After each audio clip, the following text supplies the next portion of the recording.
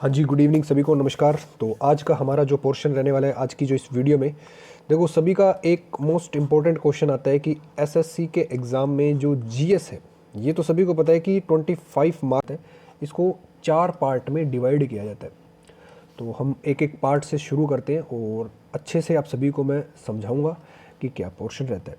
तो पहला जो पोर्शन रहता है वो रहता है इसका जीके का, और सेकंड जीके यानी कि जनरल नॉलेज, और सेकंड फिर जिसे बोलते हैं जीएस। तो यहाँ जो वर्ड है जीएस वो है जनरल स्टडी, और यहाँ है वो है जनरल साइंस। और थर्ड रहता है वो है जनरल अवेयरनेस, और इसके बाद जो लास्ट है वो है स्टैटिक जीके। अभी मैं आपको बताऊंगा कि इन सभी में हमें पढ़ना क्या है और इसके साथ साथ में किसका कितना वेटेज रहता है।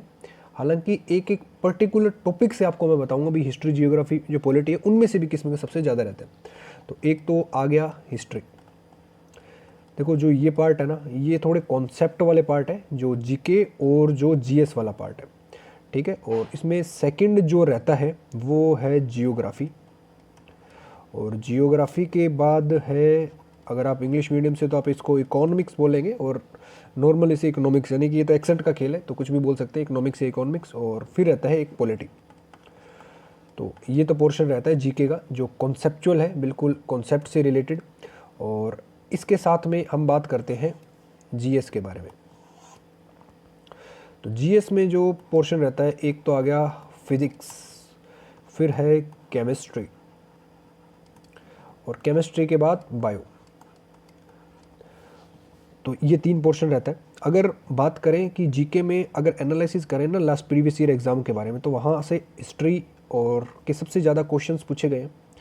और उसके बाद जो अब चेंजेस हो रहा है वो इकोनॉमिक्स के प्रति झुकाव जा रहा है, और यहाँ पे जो रहता है वो रहता है बायो से। फिर आगे बात करंट अफेयर्स, जिसे अवेयरनेस, इसका फुल फॉर्म है जनरल अवेयरनेस। देखो अवेयरनेस में भी आपका भाई, अवेयरनेस का मतलब है कि आप कितने अवेयर हैं, जागरूक है, किसके प्रति, दुनियादारी के प्रति।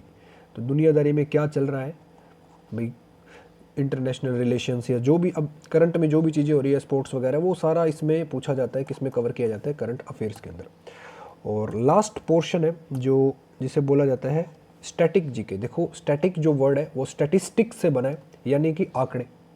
तो जो भी पोर्शन है जहाँ सिर्फ मेमोराइज यानी कि याद का खेल है दोस्त, वो सारा आ जाता है। जैसे इसमें मान लो पॉपुलेशन आ गया, तो उसमें तो पढ़ना के ये याद ही करना पड़ेगा। पॉपुलेशन के बाद बुक्स पूछ ली, डांस पूछ लिए, जैसे एक एग्जांपल कि पूछ लिया अभी भंगड़ा।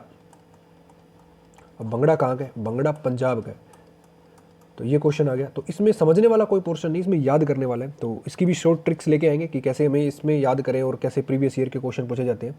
और अगर बात करें इनके वेटेज की, तो 25 क्वेश्चन आते हैं, और किसी एग्ज़ाम में इंटू 2, किस में 3। तो अब तो ये मेंस में भी जुड़ गया है सिलेबस, तो हमारे लिए पहले भी इम्पोर्टेंट था और आज भी और ज़्यादा इंपॉर्टेंट हो गया आफ्टर मेंस के बाद। तो जीके का जो पोर्शन रहता है इसमें से अप्रोक्स 10 से 12 क्वेश्चन आते हैं दोस्त। और यहाँ पे जो पोर्शन रहता है वो 5 से 7, और अवेयरनेस का भी 5 से 7, और स्टैटिक का भी 5 से 7, और टोटल मिलाकर हो जाते हैं 25 क्वेश्चन। देखो यहाँ 10 का मतलब है यहाँ 8 भी हो सकते हैं, और यहाँ 12 भी हो सकते हैं, यहाँ 4 भी हो सकते हैं, 3 भी हो सकते हैं, और 7 भी हो सकते हैं। और यही पोर्शन इनका रहता है। तो अब ये सिर्फ बोर्ड लिखता है जीएस, तो इसमें इन सभी के बारे में पूछा जाता है। और अब बात आती है कि इन सभी की प्रिपरेशन कैसे करें।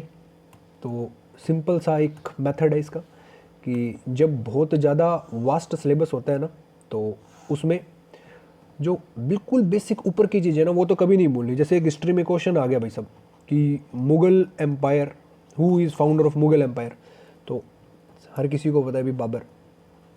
और अगर हमें बेसिक सा भी नहीं पता तो हम बहुत मेरिट से नीचे चले जाते हैं। तो ऐसा कुछ नहीं होना चाहिए कि हमारी बेसिक समझ भी ना हो। तो आने वाली वीडियोस के अंदर हम इन्हीं से related PYQ, previous year question और कॉन्सेप्ट की वीडियो लेकर आएंगे, और इसी के साथ जुड़े रहना हमारे साथ। और अगर आपको लगता है कि ये वीडियो हेल्पफुल रही है तो धन्यवाद आप सभी का, बताना ज़रूर। तो उसी के साथ मिलते हैं हम